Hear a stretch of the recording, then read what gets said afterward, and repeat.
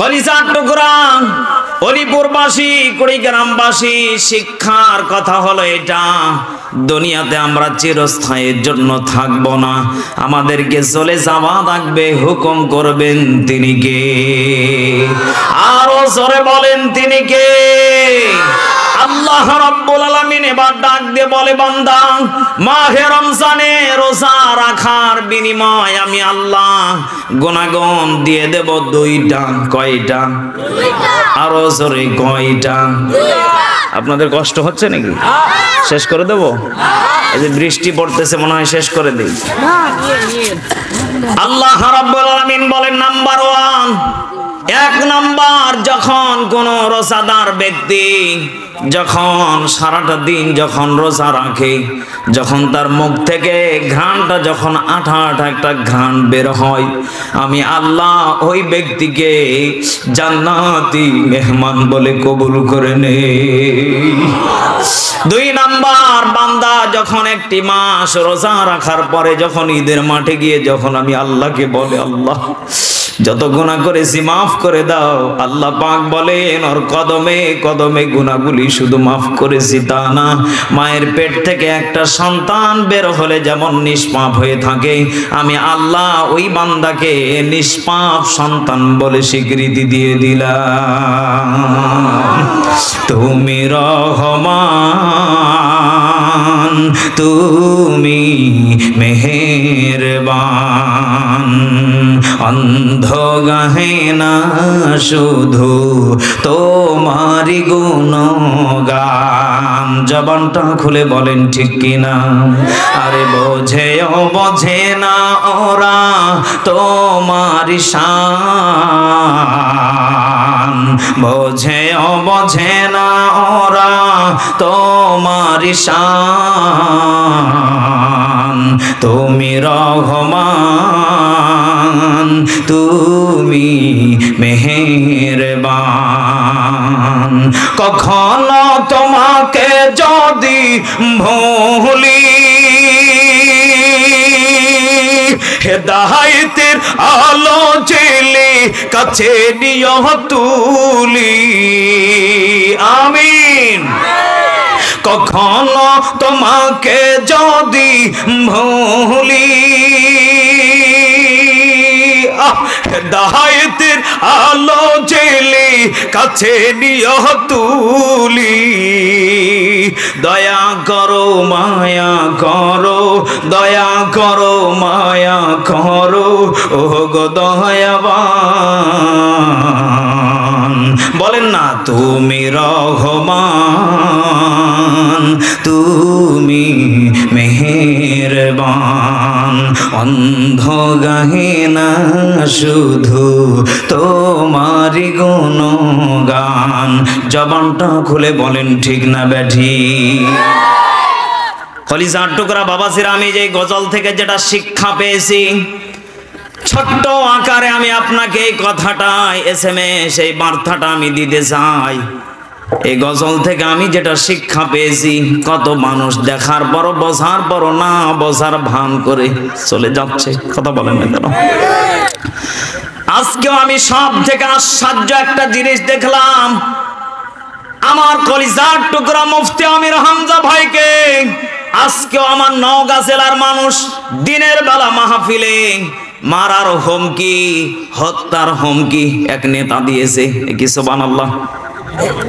বলেন বলেন, কিছু তো বলবেন। আজকে বড় কষ্ট লাগে। 5 আগস্টের আগে আমার মনে হয়েছিল এই জালেমেরা জুলুম করেছিল, এখনো মনে হয় জালেম বিদায় নাই নাই। এরা বাস্তব প্রমাণ। আমার জেলার মানুষ, লজ্জা লাগে বলতে। কিভাবে আপনি পারলেন একজন বড় আলেমকে অপমান করতে? কিভাবে পারলেন? আমি নওগাঁ জেলার সন্তান হয়ে নিজেই লজ্জিত মনে হচ্ছে। কারণ আমার দেশে এখনো পর্যন্ত কিছু জুলুমকারী আছে না নেই?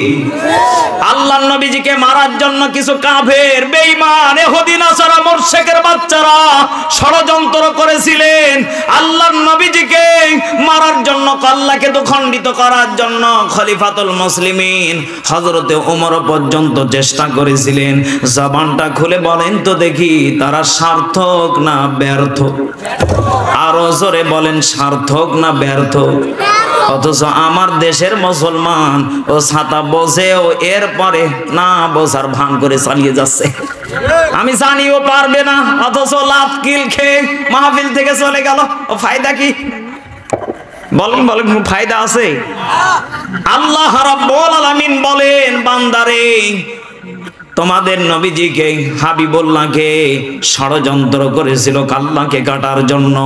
বলেন তো দেখি, মক্কার ইমামকে আল্লাহ স্বপ্নে দেখিয়েছিল নবীজির লাশ কাটার জন্য, লাশটাকে দ্বিখণ্ডিত করার জন্য যারা ষড়যন্ত্র করেছে, বলেন তো দেখি তারা সার্থক হয়েছিল না ব্যর্থ? তাদের গায়ে কিন্তু জুব্বা ছিল, টুপি ছিল, লম্বা পাগড়ি ছিল। এদেশে ওই শয়তান আছে না নেই? বলেন বলেন। আমি কত শয়তান নাম বলবো না। গতকালকে এক শয়তান হারুন নামে ডক্টর মিজানুর রহমান আজাহারির কাল্লা কাটার জন্য রেডি। 20 লক্ষ প্রায় মানুষ হয়েছিল মাহফিলে। রাইফেল, পিস্তল সহকারে, প্রায় রামদাও সহকারে অনেক কিছু পাওয়া গেছে। ওরা ক্ষতি করতে চেয়েছিল। আল্লাহ পাক বলেন, বান্দা তোমাদের চেষ্টা যেখানে শেষ হয়ে যাবে, আমি আল্লাহর চেষ্টা সেখানে শুরু হয়ে যাবে। চিৎকার মেরে বলেন আল্লাহু আকবার। দাও খোদা দাও আমায় আবার ওমর দারাজ দিল, ঠিক কি না? দাও আলীর মতো বীর সেনানি, আলীর মতো বীর সেনানি জাগাতে নিখিল। দাও খোদা দাও আমায় আবার ওমর দারাজ দিল।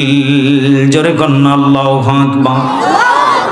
কলিজার টুকরা বাবাসিরা বলেন তো দেখি, তাহলে মানুষকে হাজারো মানুষ অপমান, লাঞ্ছিত, বঞ্চিত করতে চাইবে, আল্লাহ পাক বলেন বান্দা কেউ পারবে না।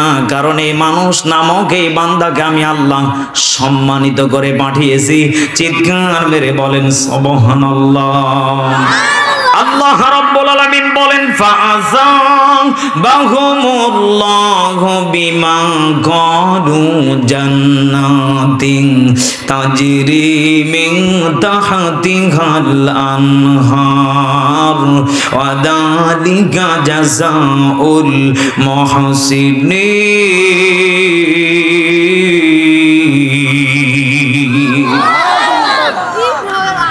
সূরা মাইদা 7 নম্বর পারা 1 নম্বর পৃষ্ঠা 5 নম্বর লাইনের 85 নম্বর আয়াত। আল্লাহ পাক বলেন, হে নবী আপনি জানিয়ে দেন, ফাআসাবাহুমুল্লাহ, আমি আল্লাহ বান্দাদেরকে, আপনার উম্মতদেরকে সম্মান দিয়ে পাঠিয়েছি। সুবহানাল্লাহ পড়ে। এই সম্মানটা মনে হয় আপনার দাদা দিয়েছে, আপনার নানা, শ্বশুর বাড়িতে। বলেন বলেন, এই সম্মানটা দিয়েছেন কে? আমার একটা ছাত্র জীবনের গল্প মনে পড়ে গেল, কি বলবো? আমি যখন ছাত্র ছিলাম, হঠাৎ করে আমি একদিন শুনলাম আমার আপন খালাতো বোনের বিয়ে। আমার খালু ফোন করে, খালা ফোন করে, খালাতো বোন ফোন করে, ভাইয়া আসো আমার বিয়ে খাওয়া লাগবে, আনন্দ করা লাগবে। মনে মনে চিন্তা করলাম, একটাই বোন, আমার তখন কোনো বোন ছিল না, একটা মাত্র বোন, খালাতো বোন। মনে মনে চিন্তা করলাম, আল্লাহ হেফজ পড়তেছি, কেবল নদীর মাঝখানে 16 পারা হেফজ রানিং চলতেছে। হঠাৎ করে ফোন আসলো, হুজুরকে বললাম, হুজুর আমাকে একটু ছুটি দিতে হবে। হুজুর আমাকে জিজ্ঞাসা করলো কেন? আমি বললাম, আমার একটা মাত্র খালাতো বোন, কত আশা করে খালু ফোন করতেছে, বিয়ে খেতে যাওয়া লাগবে। হঠাৎ করে হুজুর আমার মাথায় হাত দিয়ে বলতেছে, বেটা তুমি যদি রাগ না করো তোমাকে একটা পরামর্শ দেই। রাগ করবো কেন? আপনি ওস্তাদ বলেন, মানবো। ওস্তাদ আমাকে বলতেছে, বেটা সত্য কথা হলো এটা, তোমার খালাতো বোনের বিয়ে খেতে গেলে 1 থেকে 2 ওয়াক্ত খেতে পারবে। সত্য? এ কি সত্য না? আপনারা যে মানুষের বাড়িতে প্রাইভেট কার, হাইস মাইক্রো বাসে, ভ্যাট ভেটিতে, গরুর গাড়িতে, ঘোড়ার গাড়িতে যান, কয় ওয়াক্ত খাওয়ায়? বলেন বলেন। না সারাদিন? 3 দিন, 5 দিন? শিক্ষা লুকিয়ে আছে কয়দিন? বলেন বলেন। 1 ওয়াক্ত। কয় ওয়াক্ত? ওস্তাদ আমাকে বলতেছে, বেটা 1টা ওয়াক্ত থেকে 2 ওয়াক্ত খাবার খেতে পারবা, অথচ তোমার এমন একটা দিন আসবে, আমি কিন্তু আয়াত থেকে শিক্ষাটা বের করেছি, এমন একটা দিন তোমার আসবে বাজান, 1টা ওয়াক্ত না 2 ওয়াক্ত না, শ্বশুর বাড়িতে গেলে তোমার শাওড়ি আম্মা মাছের কাল্লা সব থেকে যেটা বড় জান্নাতি খাবার তোমার সামনে এনে দেবে, তোমার ইচ্ছা মতো যতদিন মন চাই খাবে। সুবহানাল্লাহ বলে।